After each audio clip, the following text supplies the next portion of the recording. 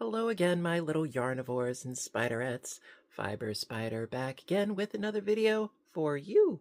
Hope all of you are doing really well out there. I'm doing pretty good. Things are moving along. I'm working on a project, and I've been doing a little bit of thinking. Yeah. Now, recently, I was tagged in a top 10 video, and it was for specifically music, and then there was also a little bit of Q&A. And I thought, I've been tagged in a bunch of these different videos before, but I never started one myself. So I thought that it would be fun to start my own top 10. Technically, it's a top 20, but I started my own top 10, and I'm going to tag some of you out there. Yeah, I thought it'd be fun little different thing to try here. And so the last one, it was top 10 music, the songs and so forth.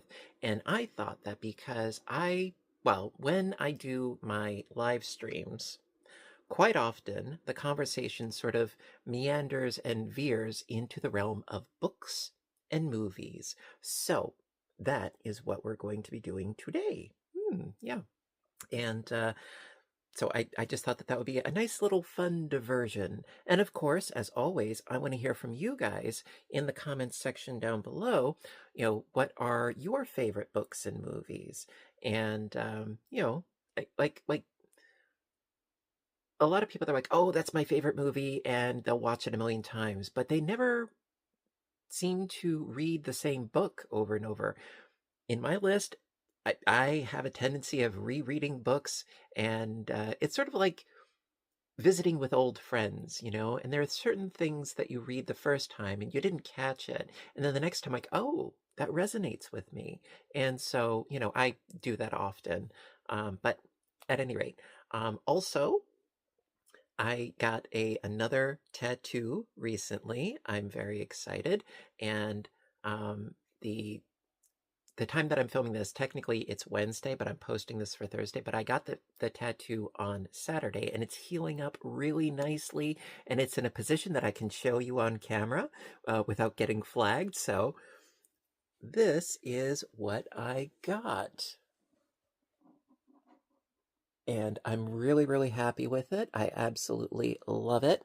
And it is called the Flower of Life. It's a very old design going way back into antiquity, and it is part of sacred geometry. And some of the earliest examples were found in ancient Egypt. And I absolutely love the design. And well, now I'm stuck with it. I don't regret it, but now I got it. And I have ideas for even more pieces as well, one of which I don't know if I'll be able to show on camera because it's going to be rather large and on my back, but we shall see. At any rate, without further ado, let's go on to the top 10. Okie dokie. So we're going to start off with the top 10 books, and then we're going to go into the top 10 movies. Now, these are not in actual order of like, what's my number 1 and what's my number 10. No, this is just like, these are ones that I absolutely love, and some of which that I have read multiple times, and so forth. So let's get to it. Okay, the first one, I'm sure you could probably guess, is Alice's Adventures in Wonderland, and also, by proxy, Through the Looking Glass, the sequel to the book by Lewis Carroll. It is one of my absolute favorites, partially because it goes into parody all of the mores and the morals and the conventions of the day, but also, of course, it's very fantastic with different creatures and animals that can talk and things unexplained happening and so forth. And of course, there have been a million and one video adaptations of the story. Some, I think, are definitely better than others. The original Disney animated movie, it sort of mushed the two books together, but I really like it. Then there was the 1985 made-for-TV two-part series starring Natalie Gregory with an all-star cast. It was good, but too much of a musical, quite frankly. There was a music number for everything and anything, but the casting was really good. In the 90s, there was one that was done by Hallmark, starring Tina Margarino. It also had Whoopi Goldberg and Gene Wilder and Martin Short. That was a really good one of Wonderland. Looking Glass Land, Keira Knightley did a version of that. It was very, very, very faithful to the book, I must say. And it also had Ian Holm, fabulous actor. And yeah, so that's how my mind works. And then if you want something that's slightly nightmarish, but really good, it's just called Alice. And it was a partially live action, partially stop motion animated movie, just called Alice by Jan Svankmajer. Would totally recommend it. Check it out. At any rate, that is definitely one of my favorite books.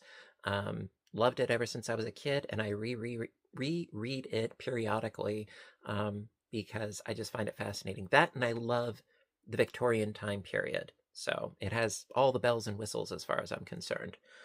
Okay. Number 2, The Wind in the Willows by Kenneth Grahame. Again, absolute favorite. A lot of the stories that I do enjoy are, considered children's literature. To me, when something was written that long ago, children of yesteryear versus children today, children of yesteryear, they were a lot more mature in some respects because their form of entertainment quite often was in the form of books, not TikTok videos where attention span was 2 seconds. And there was a lot more breadth and depth to things. And I find that it's very easy for an adult. Okay, I'm an adult only chronologically, not necessarily psychologically, but an adult can appreciate children's literature from way back when because it has more depth and breadth. The Wind in the Willows, you have a fabulous cast of characters: a mole, a rat, a toad, a badger, and a host of stoats and weasels. It's got the warm and fuzzies all over it. It's wholesome, it's heartwarming about how different animals have different ways of life, and yet they can all be friends. It's good stuff, and I've been doing a little bit of narration on that. I haven't in quite some time on this channel, but I have. However, Alice in Wonderland and Through the Looking Glass I have read on the channel, so we do what we do. Okay. Number 3, going on a completely different tack here. The World of Henry Orient by Nora Johnson. This one, I saw the movie first. It's with Peter Sellers. It's one of my favorites. And the book, absolutely love it. I've read it easily half a dozen times. It's about 2 schoolgirls in New York. I want to say circa 1960s, 1950s, thereabout. And one of them is sort of a misfit child prodigy at the piano. She falls in love with a concert pianist, and it basically follows their hijinks, and it's sort of a coming-of-age story, not quite a loss of innocence, fortunately, but it's one of my favorites. I've seen it a million times, read it many times, and it has just a little tweak of nostalgic aspect to it, which I rather like, even though I wasn't alive then, but absolutely love the story. Okay, number 4, The Borrowers by Mary Norton. In fact, there were 5 books of the series. It's a whole series. There was The Borrowers, then there was The Borrowers Afield, The Borrowers Afloat, The Borrowers Aloft, and The Borrowers Avenged. And also, again, it's a children's series, but it has a lot of depth and a lot of breadth, and it has substance to it. Because, yes, they are itty-bitty little people living under the floorboards of an English house, but they have really big problems. If they get seen, they have to leave, and they have to find a new way of life, unfamiliar and uncomfortable to themselves. It's got hardship. It has depth. That's kind of like the key word of the day here. And there also have been adaptations as well over the years. There was a very questionable adaptation called The Borrowers with, I think it was John Goodman. Don't bother. No, no. There was also I believe it was a 60s or 70s version of it, which was fairly good. Then I think Ian Holm also was in another made-for-TV series version of it. That was quite good. And also there was The Secret World of Arrietty. If you are a fan of Studio Ghibli and Miyazaki, I would totally recommend it. For an animated movie, for an adaptation, it was phenomenal. It was really, really, really good. So that was The Secret World of Arrietty. And Arrietty is one of the characters in The Borrowers. Would totally recommend it. And then in the 1980s, there was sort of a bastardization of it, if you will, called The Littles. It was cute, but it was painfully 1980s pop culture. And instead of looking like people, they looked like anthropomorphic mice. It was kind of a mistake, but what can you do? It was the 80s, right? Too much Aquanet, being breathed in, I suppose. At any rate, so that is my top 4, and we shall continue. Okay, so we got Wonderland, The Willows, Orient, The Borrowers. Next up, something very different. This is Neverwhere by Neil Gaiman. I love his work, and Neverwhere is the first book of Neil Gaiman that I have read.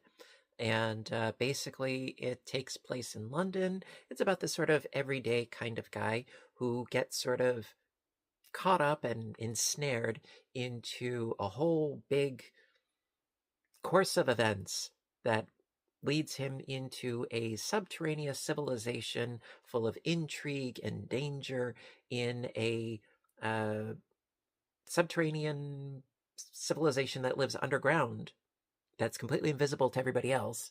And I absolutely fell in love with it. There was also a made-for-TV adaptation that the BBC did back in I want to say, somewhere in the 90s or so. And I would say it definitely got me interested in the world of steampunk. Really, really cool, very thematic. I love his writing, by all means, and I absolutely love that book. Coraline was really good, don't get me wrong. That's another fabulous one, but Neverwhere is what got me started on Neil Gaiman. Okay, next. This is a good one. And Then There Were None by Agatha Christie. So good. Read it countless times, and I've seen it even more times, and also that one too. Many, many, many, many, many film movie adaptations for And Then There Were None. Sometimes it's called 10 Little Indians, sometimes it's And Then There Were None, but it's such a scrumptious murder mystery. In a nutshell, you have 10 strangers that are invited to an island for a weekend get-together, and they basically they get picked off one by one according to a children's nursery rhyme. And so it's morbid and it's a little whimsical, but it's good stuff. Now, as far as adaptations for that, there was one that was done, I want to say, in the 1940s-ish, maybe, thereabouts, 40s or 50s. That one was really quite good. Misha Auer was in it, and then the BBC did, it was sort of like a mini-series. That one also was really good, but there are so many of them that were awful. Instead of it taking place on an island, it takes place in the middle of the desert, or it takes place on a mountaintop in a chateau, still retaining the element of isolation, but they took it too far. They tweaked just a little too far, but at any rate. And Then There Were None, fabulous stuff. Okay, next up, the Ramona Quimby series by Beverly Cleary. So good. Now, the series of books, it started with, I believe it was Beezus and Ramona, then Ramona the Pest, and Ramona the Brave, and Ramona and her mother, Ramona and her father, Ramona's World, Ramona Forever. There's a lot of these books, and they are so good. I mean, granted, yes, again, children's literature, much more contemporary than some of the others that I listed, but it follows sort of the adventures and misadventures of a small girl trying to make her way in the world, trying to grow up, trying to be taken seriously, trying to deal with everyday problems, and try to make sense of the world. I mean, the world is a pretty weird and crazy place, and to a child, it often doesn't make sense. And following her through it, it's good stuff. If you haven't read them before, I totally recommend them. And yes, there was also an adaptation that was done in the 1980s on television. And I believe Sarah Polley plays Ramona when she was knee high to a knee. And really, really quite good. It's very, very, very 1980s dated at this point, but it's good stuff. Okay, next we have The Little Prince by Antoine de Saint-Exupéry. I have no idea if I'm pronouncing that correctly, but hey, I digress. So, The Little Prince, it's enchanting, it's philosophical, it's whimsical, absolutely love it. You have this, this little prince, hence the title, who lives on an asteroid, and he decides to explore the universe and learn something about it. And initially, he goes from this place to this place, different planets and so forth. And he basically comes to the conclusion that, people are weird and he's not far off. And eventually he lands on Earth, where he meets a pilot that has been stranded in the desert, and they befriend each other. And it is a lovely little story. The illustrations are rather charming, and I would totally recommend it. It's definitely one of my favorites. Again, it's a story for children or for the child at heart. It's got good stuff to it. Okay, next up we have Fahrenheit 451 by Ray Bradbury, one of my favorite authors of science fiction, because not only does he write really great stories, but his style of writing, it's very poetic in nature. It's very lyrical in its nature. Even if it is a story about a dystopian future where all books are banned and firemen, they don't put fires out. No, they light fires. They burn books. And it's the story of one such fireman who starts to question why he's doing this. And then he starts to be like, oh, well, let me see what the books have to say. And in his rebellion, it's questioning, should I go along with society, or should I follow my own heart? Or really good stuff. Definitely would recommend that. And then last but not least, we have Watership Down by Richard Adams. Oh, so good. Such a good book. Best way I could describe it, it's sort of picture the Odyssey, but instead of men traveling the seas, it's about a warren full of rabbits trying to relocate and find a new home. But it's so much more deep than that. The book was written by a naturalist who studied the behaviors of animals, but he also gave them an entire mythos and language and philosophy and so forth, with a lot of different language choices, like Silflay and Haraka. And it's absolutely mind-boggling how he created this entire universe around rabbits and their travels going from point A to point B, many difficult sequences along the way, and eventually, do they or do they not find a new home to reside? Really, really, really good. Would totally recommend it. And yes, there were several adaptations. There was one that was done on Netflix. I won't even go near that because it looks like it's all computer generated. However, there was an animated version of it where one of the voices was done by John Hurt. It's animated, yes, but it is not, I repeat, it is not for small children. They will be traumatized. but it's a very good story. So there you go. And now let's go on to the movies. Even though I've been talking a lot about movies and adaptations, let's go on to the movies, shall we? Okay. Okie dokie. So let's go to the movies. Favorite movies. Again, not in any particular order. First up, Night of the Living Dead. Yes, late 60s, black and white. You've got zombies, and they don't even refer to them as zombies. You know, they are one of the earliest versions of what we know zombies to be today. Before it was, before this movie, Night of the Living Dead by Romero and Russo, zombies were more about voodoo mysticism, and they were more in like a trance state. It wasn't so much about, eating the flesh of the living. But honestly, it hits so many more notes than just the horrific. There's a lot of social commentary about, disparaging class differences, the difference between the sexes. Do we pull together? Do we pull apart? Do we work as a team, or do we look out for ourselves and selfish interests? There's a lot to do with that, and there's a lot of subtext.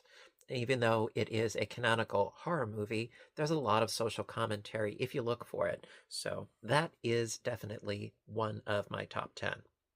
That, and I love black and white horror movies. Okay, next up, we have The Collector. Really good. Terrence Stamp, and I can't remember her name, but it is based off of a book, actually, by, I believe it was I think it's John Knowles, if I'm not mistaken. I should have researched this better. But The Collector, the movie, it is such a great suspenseful drama about a young man who collects butterflies. He becomes infatuated with a young woman. He decides to collect her. Yeah. So you have sort of a rather odd love story slash psycho story. It's good stuff, if you like, suspenseful drama types, would definitely recommend that. Then there was The Snake Pit, another black and white classic with Olivia de Havilland. Takes place in, I want to say, the 1940s, about a young woman who has a nervous breakdown and ends up in a psychiatric hospital. And it follows her mental process of finding herself in the hospital. Initially, she thinks she's on a tour going into a zoo. No, this is where she lives now. And through psychoanalysis, figuring out why it is that she had the breakdown. And of course, the horrors of early psychiatric treatment involving the baths and electroshock therapy and so on and so forth. Problems with funding for psychiatric care in the hospitals, which is still a problem, unless if you are loaded with money. But also, again, very good book by Mary Jane Ward, although I really did like the movie even better. What can I say? And if you are interested in the theme of psychiatric type stories, One Flew Over the Cuckoo's Nest by Ken Kesey, would totally recommend that, as well as Girl Interrupted by Susanna Kaysen. Good stuff. And they were also really good movies. Next up, we have Willy Wonka and the Chocolate Factory with Gene Wilder. We are not even going to go near the Tim Burton remake. We are just going to focus on the original. Absolutely one of my favorites. It's one movie that I would watch repeatedly every day after kindergarten. My mom must have the patience of a saint, because I watched that movie to death. Between that and The Wizard of Oz, oi. Absolutely love it. The shifting of his fate, little Charlie Bucket, being poor and starving to winning a golden ticket and ending up in the factory. I'm sure that most of you have seen this movie by now, but it is still one of my definite favorites. And of course, various elements were absolutely terrifying to a young child, like Mr. Slugworth, or the Wonkatania tunnel, or the idea of getting chopped up into ribbons by ceiling fans. And Roald Dahl, gotta love him. Death was always just a hop, skip, and a jump away from every character, but good stuff. Okay, next up, we have this. Okay, it's kind of a threesome, if you will. Um, Rosemary's Baby, Repulsion, and The Tenant. I had written all three out in my list, and then I realized they were all done by the same director, Roman Polanski. Really, really good movies. One could argue not just movies, but films. Um, all three of them I have seen countless times. Rosemary's Baby, you have a young woman and her husband. They find a new apartment, and the young woman has suspicions that things are off, and it turns out that her suspicions are even more. The reality is even worse than her suspicions. Excuse me. Really, really good. Mia Farrow, and oh God, what is her name? Ruth Gordon. Yes, Ruth Gordon and Mia Farrow. Excellent, excellent film. You've got some devil worship. You've got the swinging 60s. It's a fun little romp. Um, and then Repulsion, again by Roman Polanski. Yes, about a young woman, very socially withdrawn. Her sister that she lives with goes away on vacation for 2 weeks, and she goes completely off the deep end. It is an interesting psychological study about people who are, I would say she's disassociative in nature, and she just mentally detaches, and you can see her breaking down psychologically slowly but surely, and then it comes to a climax. Really good. Black and white, very stark imagery. And then you have The Tenant, last but not least, by Polanski. You have, again, young man goes to a new apartment, thinks that the neighbors are just a little bit off. Turns out that it's even worse than he thought. The difference with this one is that in The Tenant, Polanski not only directed it, but also he was in front of the camera as well, playing the lead character. And the book, spot on. As far as the book to the film adaptation, spot on.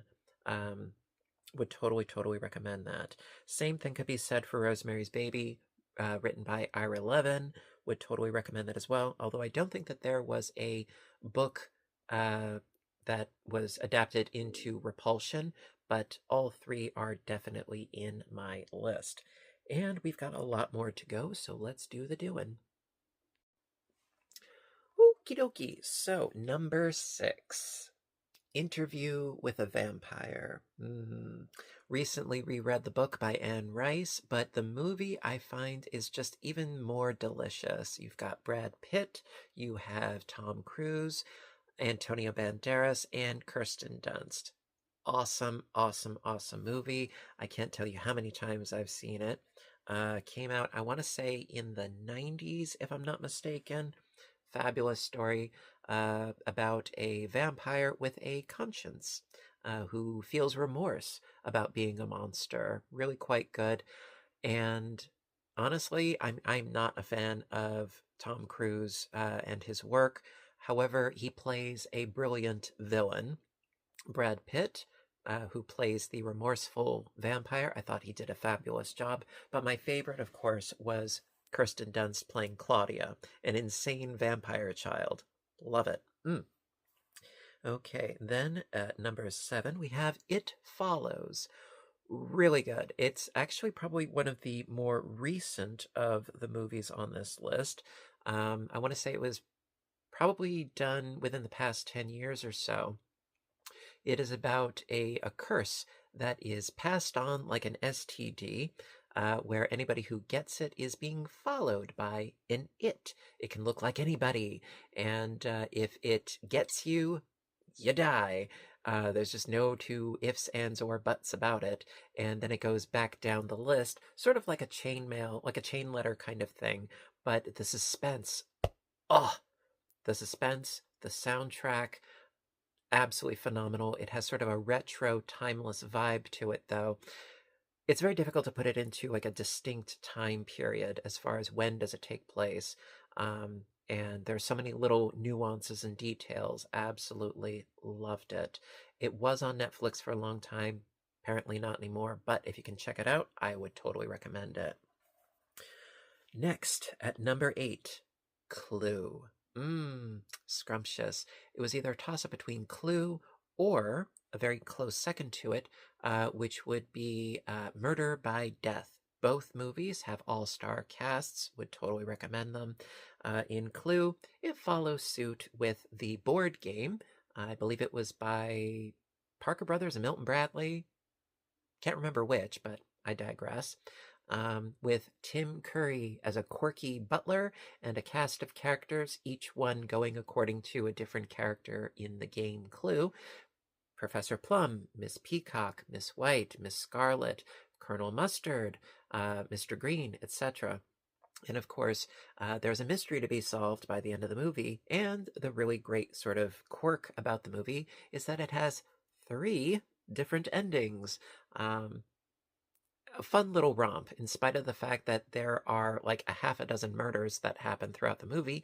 It is actually a rather fun little comedy with fabulous lines, some of which come from one of my favorite characters in there, Mrs. White, played by Madeline Kahn. Trying to remember all these names. And her lines were, "Men should be like Kleenex, soft, strong, and disposable." Or, "Life after death is as probable as sex after marriage." Or, in reference to a woman that her husband cheated on her with, I hated her so much. It was like flames on the side of my face, breathing. Awesome. Awesome movie. One of my favorites. Okay, number 9. We are revisiting Fahrenheit 451. The film, and I'm talking about the old 60s classic, not the more modern adaptation of it, but the original one, Chef's Kiss. Chef's Kiss. Francois Truffaut did the film, I believe, and it was with Oscar Werner, Julie Christie, and Cyril Cusack. In fact, Julie Christie not only plays one fabulous character, she plays 2 lead characters, and the only difference is a change of outfit and a wig. It's fabulous what she does. It's uncanny. In fact, for a while, I didn't even know that it was the same actress. Yes, I admit to that, because her performance was phenomenal, going from a completely vapid airhead of a wife to a very astute and inquisitive young woman. She did such a fabulous job. And the soundtrack, oh, so good. It's actually the same person that did the music for the movie Psycho. Lots of strings, lots of emotion. It just makes you feel something. And the very, very, very end of the movie is the one that makes me cry practically every time. A bunch of people walking through a snowy grove, reciting themselves to this heartbreaking music. Oh, if you haven't seen it, don't judge, okay? Okay. Last but not least, again, it's another book that was turned into a movie. The movie, though, Perfume, Story of a Murderer. So good. It's like Norman Bates meets the Avon Lady. You have a young man who was born an orphan, and he has a very uncanny sense of smell. He doesn't have a smell of his own, but he can identify anything with his nose. And eventually he decides to work for a perfumist and to hone his skills, and which was played by Dustin Hoffman. And throughout his adventures, he becomes so infatuated with the smell of this one young woman that he wants to preserve her scent and create a perfume out of her. It's horrifying, it's dramatic, it's a thriller, it's a period piece. It takes place in, I want to say it was maybe 17th century France, but it's in English. Alan Rickman is in it as well. Phenomenal performance. Again, the soundtrack, oh, it was so good. The cinematography, I would say that it's graphic, but it's not offensive. okay? I mean, if you're squeamish, perhaps it's offensive, but it's not gratuitously graphic. It gets across what it needs to get across. And what's funny is how, through a strictly visual format, it gets across the idea of scent in such a remarkable way. And I think it was absolutely a phenomenal movie, definitely. And I would totally recommend it. The book was good too, don't get me wrong, but the movie was just, it actually, the cinematography, it reminds me of Requiem for a Dream as far as getting you to feel something for what's happening.